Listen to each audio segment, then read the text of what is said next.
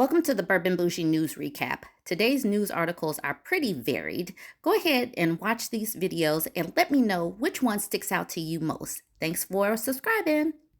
Did you guys hear this story? Pfizer settles gender pay discrimination allegations at New York City headquarters. Let's get into this one. Pfizer will cough up $2 million to settle allegations from the U.S. Department of Labor that it underpaid certain women who were employed at the company's New York City headquarters. As the Department of Labor sees the situation, Pfizer discriminated against 86 women over a 2-year period in 2015 and 2016. The alleged actions uncovered during an agency compliance review violated the Equal Employment Opportunity Executive Order, according to the department.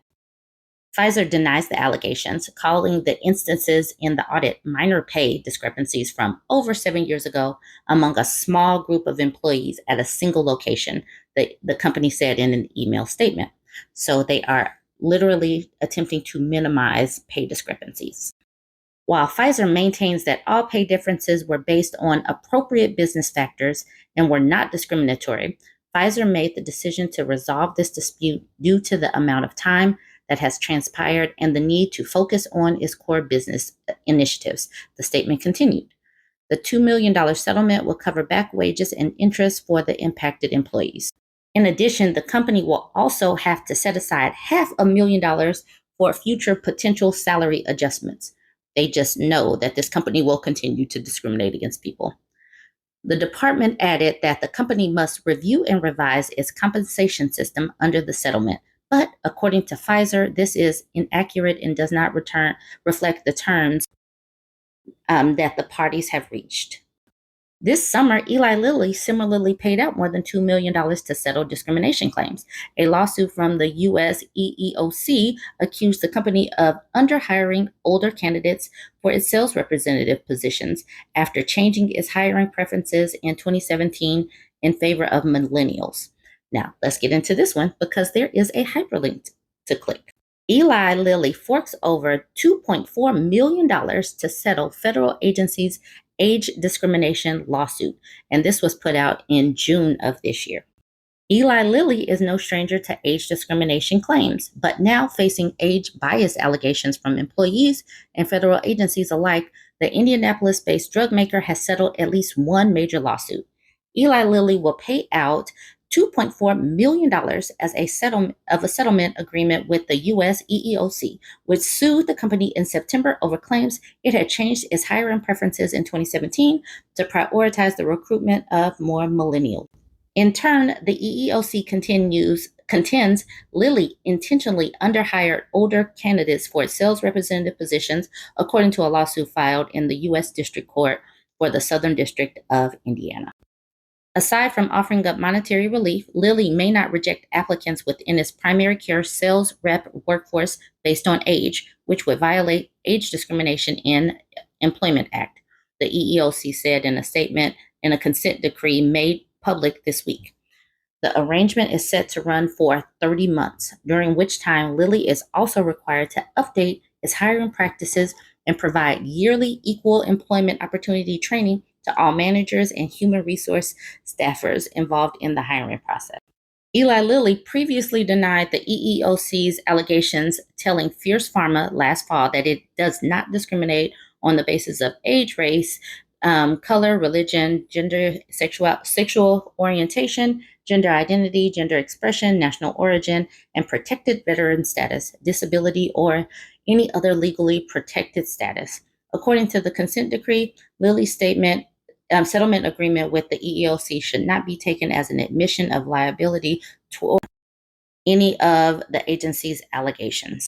In a statement, Eli Lilly's spokesperson noted the company is working collaboratively with the U.S. EEOC to resolve this dispute. While we continue to deny allegations in the complaint, we look forward to resolving this matter and will continue to foster and promote a culture of diversity and respect at Eli Lilly. Lilly has faced age bias claims on multiple fronts in recent years. In 2021, 2 job applicants proposed a class action lawsuit claiming the company systemically excluded older candidates for its sales posts in favor of younger workers. what I am seeing with these companies is that folks are coming for them. Folks are demanding some equality in how they hire and how they pay folks. And I am loving where things are going. Companies are going to have to be more transparent and more fair. And if people have to go through the court system to demand it, so be it. But it is happening. Things are shifting. Things are certainly shifting in America overall. You guys jump in the comments and let me know what you think. Like, comment, share. Atlanta Public Schools is back in the news for wanting to change grades. And this harkens back to a controversial or illegal situation that they had a few years back where people actually went to jail for a grade changing scheme. You would think that they had learned their lesson. Obviously not. Let's get into this article. Controversial grading policy change at Atlanta schools has parents sounding off. From the Atlanta Public Schools headquarters downtown, a directive went out to all principals over the weekend describing the new policy. It called for every student to receive a minimum score of 50, even if that student refused to do the work. It replaces the customary score of 0. They are only worried about their numbers, not the students, said Tina Ross, an Atlanta Public School parent. This is a terrible idea. Other parents bring up Atlanta's troubled history over proper grading. Staffers went to jail in what became known as the cheating scandal. Who does this help to give students an actual grade if they didn't do the work? This hurts the students that have actually put in the time and effort to get work put in. Giving students 50 points is a lot to do absolutely nothing. And what about the students that actually tried and got a low score? This would put them on par. Like, why even do the work? Why even try if you're going to get 50% for doing nothing? Change in grading policy at the Atlanta schools. On top of that, they say the new policy is wrong and could actually hurt students. Fox 5's Morse Diggs explains and joins us from one of the district schools in Northeast Atlanta. Morse. Well, what they're saying is it would be bad for a student who hasn't mastered the subject and could get passed along when these new scores are averaged in overall. They also say it's unfair for the students who do not slack off and actually do the work. And they snuck it in so nobody would know, because it's not something that any of the parents would sign up for. Teachers conference or anything about that. Yeah. So we weren't aware of it. Parents whose children attend a public school in Atlanta are upset over a new grading policy. They're only worried about the numbers. It's not about the students at all. And the bigger problem with that is, what is Johnny actually going to be able to do when he passes on to the next grade? And fundamentally, he can't even start with the basic, simple things because he wasn't able to pass it. That is a terrible idea. The idea, which Fox 5 first told you about Wednesday, is for teachers to stop marking zeros on assignments and tests and replace those grades with a new minimum score of 50. Let's say it's reading. If they're reading at a 30% and you've raised it to a 50%, that's not helping that student at all. Why, the parents asked, were they not told about a significant policy decision? APS teachers just learned about it Monday when their principals briefed them, including a directive to go back and change old grades to the new minimum score. As we can recall correctly, when the teachers went to prison for changing test scores and everything like that. So to me, what's the difference? Verdelia Turner represents the Atlanta teachers. If a student does not complete an assignment, why are you saying that they did with 50%? And it's going to be unfair to the students that actually do the work and all the work for that one student that doesn't do anything or skips a couple assignments to just get that boosted grade. Now, there's a statement from downtown saying a final decision has not been made. However, that is not what the written directive says. No indecision in that directive. And that's not what the teachers are being told. So parents, some confusion at APS. We'll stay on top of it and try to figure out exactly what they're going to do and when will they tell the parents. From Northeast Atlanta, I'm Morse Diggs, Fox 5 News. And as a reminder, there was prison time for these Atlanta educators for doing all of this. in previous years. So this article, prison time begins for Atlanta educators convicted in cheating scandal. Like I said before, you would have thought that they might have learned from what happened a few years back. This was not that long ago. As a reminder, 2 former educators in Atlanta public schools convicted in the district's test cheating scandal in 2015 are now beginning their prison sentences after exhausting all appeals. The crazy thing is that these people sent out this directive to teachers, wanting teachers to change grades.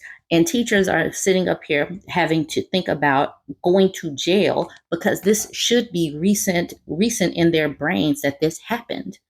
So let's continue with this. For a reminder, they are the first to go to prison out of 11 teachers and administrators found guilty of a conspiracy to boost student scores on standardized testing.